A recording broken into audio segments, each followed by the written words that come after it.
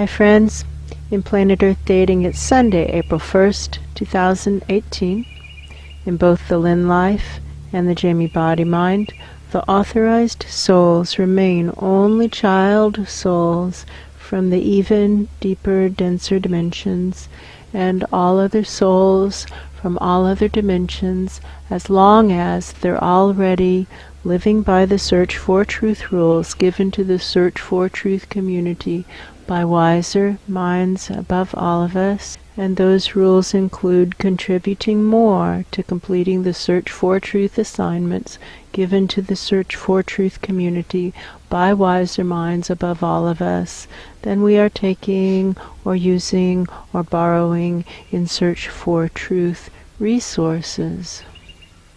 Every day the Search for Truth community spends a reasonable amount of time early in the day attempting to discern what particular facet of the overarching assignment is supposed to be the focus for the day's efforts.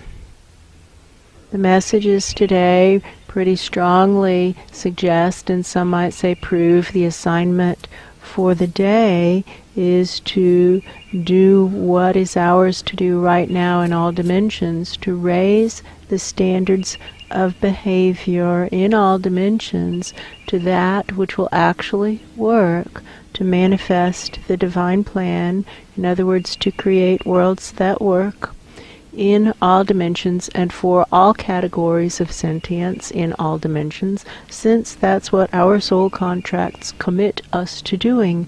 And whether or not any of us wish to agree with this reality, the reality is that all experiences do come to an end. We will all die, quote unquote. We will all transition from one level of experience to another, and we will be held accountable for what we did during that experience of sentience. We all have soul contracts. We all have soul contracts. We all have agreements we have made with Spirit, and we are held accountable to those agreements when the experience of sentience ends, as is inevitable. That's true. What now? To raise the standards of behavior to that which will actually work, to create worlds that work in all dimensions and for all categories of sentience, since that's what our soul contracts commit us to doing. There's a pencil point tapping very loudly on the thought or the awareness that the collapse of integrity is hugely important in the collapse that we are seeing in all dimensions of which we have awareness.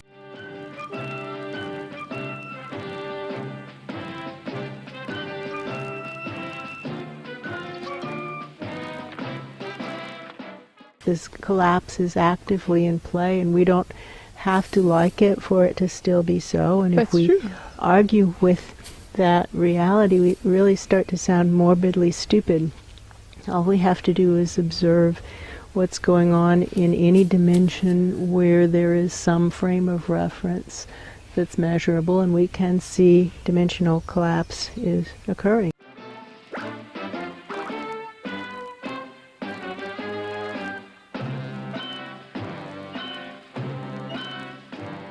Here at Ground Zero Planet Earth, we could look at species extinctions. That's true. For example.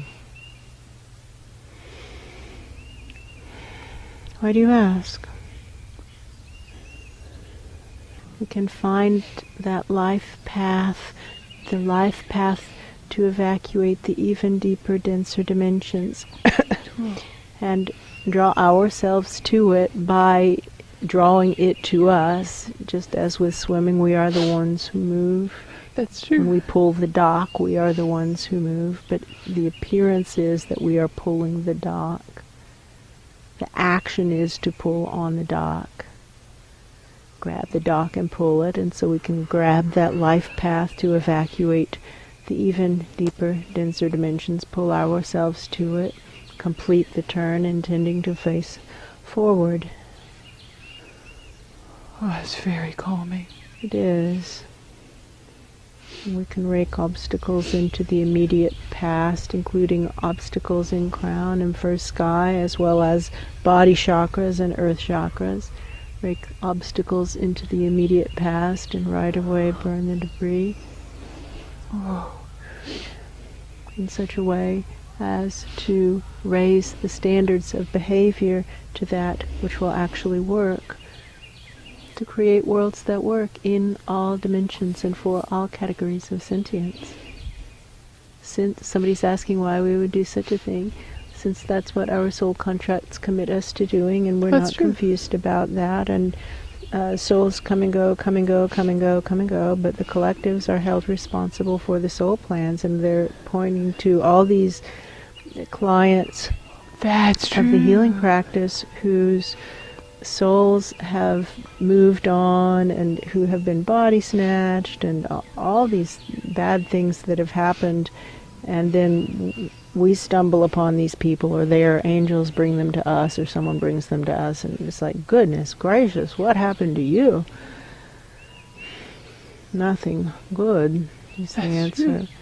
And then the collectives are often given the advice that the body needs to take some responsibility, because the souls may or may not be there by 2 hours from then. That's the true. Souls might just get scared and blow out, and if they blow out, the body is still going to be there.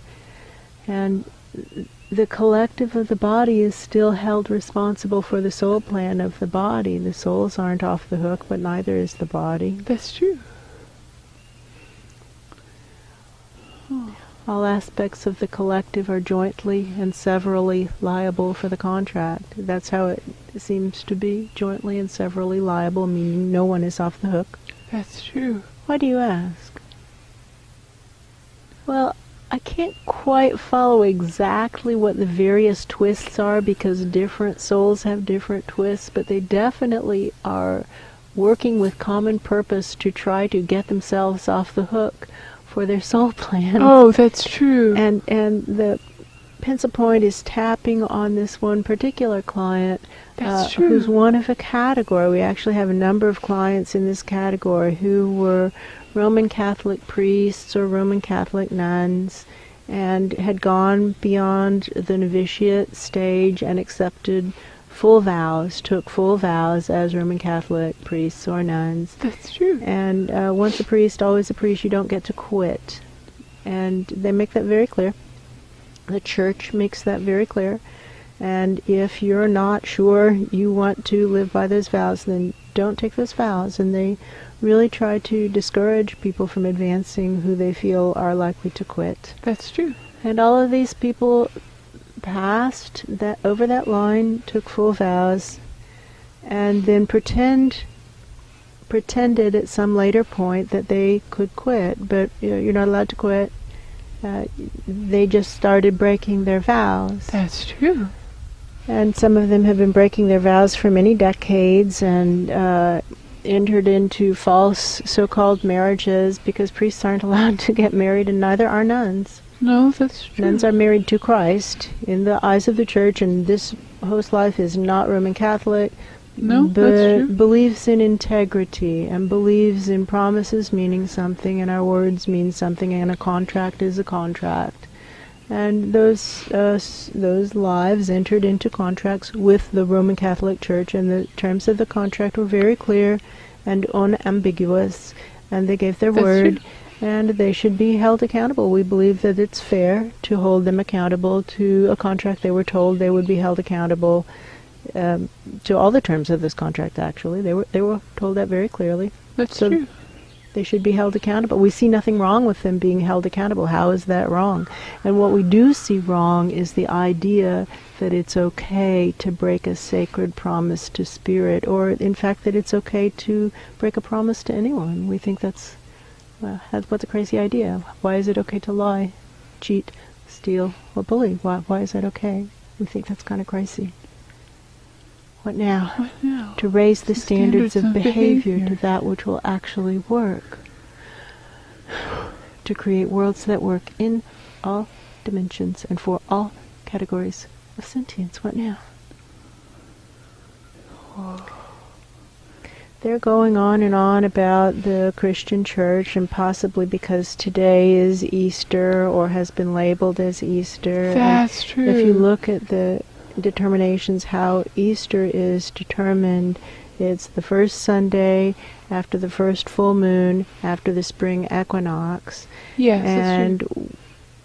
we think about how Christianity developed. It came to Europe, where the old religion was a pagan religion, a nature worship religion, and the spring equinox was an important festival, as it was in Judaism. That's true.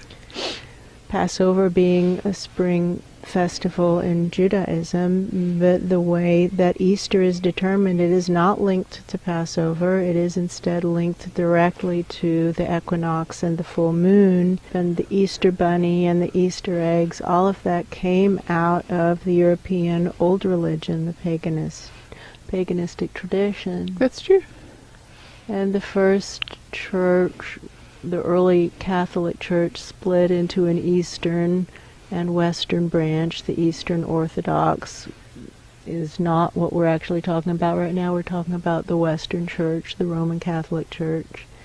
And it held to higher standards than the subsequent branches. For example, the Protestant Church, the Anglican Church, came because Henry VIII thought he should be allowed to divorce his wives and get remarried, and the church said you can't, and he said, haha, then I shall form a new church. That's true. Deterioration of standards of behavior and integrity. That's true. And it's okay to have high standards, and the idea that there's something wrong with high standards is morbidly stupid. That's true. Why do you ask?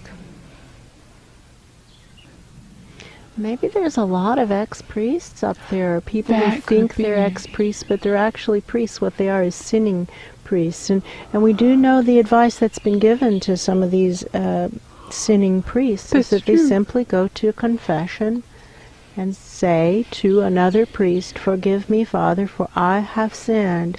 I am a Roman Catholic priest, and I have not held to my vows for this past, however long, 35 years. That's true. And then to lay it on the table. I lured a nun out of her vows, and together we fornicated and made bastard children, because in the church's eyes that is what has happened. That's true. And to actually confess to the sins of it, and then ask the priest for absolution, because that's the power of the confessional, and to say basically, what now? How do I make this right with God? Because you know what's going to happen? We're all going to die. And those priests, when they die, when they transition, are held accountable, and the Roman Catholic book that hits them in the face is not small and not light. That's true. And they can make it so much easier on themselves if they just confess first. Just confess it. I'm a Roman Catholic priest. In those cases, this host life is obviously not a Roman Catholic priest, missing key Body appendages. parts. Yes, That's not a true. priest. But there are many voices up there who seem to be asking this question. Do you hear them? I hear them. Yes, it's like a chorus of dead priests. It's actually true. It's dead priests, a bunch of dead priests, and they're so sad. Friends, just confess. Just confess. Just go to confession. You can confess to a priest who's not yet broken his vows. That's true. Find a dead priest up there somewhere and tell him, forgive me, Father, for I have sinned. Ask if he'll set up a confessional, and you guys just line up and confess. Oh, that's true. And then do what he says. And what's supposed to happen? Somebody's asking. Well, I think the priest is supposed to pray about it to God. In other words, in our terminology, look up to wiser minds above and ask up, what now? And then do whatever wiser minds above all of us say to do. He's supposed to say to wiser minds above him, I have a line from here to the horizon of sinning priests. What do I do? What do I tell them to do? And someone is saying probably the response would be to give them an assignment that's an actual helpful assignment. Tell them to go work with the dying of many species, to do something to help, do something to help. And something that's not easy. That's true. That takes courage, so that they take selfless, courageous actions on behalf of the greater good. That's how one accrues grace, taking selfless, courageous actions on behalf of the greater good. And presumably that's what the priests would say. They would say, you need some grace. The way you need to accrue the grace is take selfless, courageous actions on behalf of the greater good. Why don't you go to Syria and stand in between the government troops and the children? Go to Yemen and do the same. Create a human shield. Or stand in front of the bulldozers in the Amazon. Do something to stop uranium mining in the Grand Canyon. Stand in the way of fracking. Stand in the way of pipelines through aquifers. Do something. Take selfless, courageous action on behalf of the greater good. Probably that's the advice. Why do you ask? Whoa. We seem to have not lost our touch. We can clear a space. That is true. Clear a room. That's a much higher hole in the sky. They just want there to be an easy way. That's true. The easy ways are in the past. You can go back in the past. That's true. Why don't you go back to right before you broke your vows and make a different choice? You could do that. Oh, that's true. They're not going to do that. No. They're not going to do anything. No. Instead, I keep hearing this sound like a big rock being rolled. I hear that. Do you hear the rock being rolled? Yes, I do. How odd. What they're trying to do is block the entrance to the cave to keep God out. Oh, good luck with that. We don't think you've looked up. Look up, there's a hole in the sky, friend. You're just crazy. People hiding from God. That's crazy. That's true.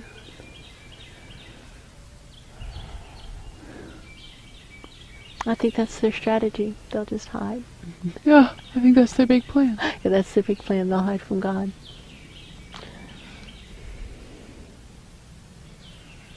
I would give those low odds of success. Very low odds. Somewhere between slim and none.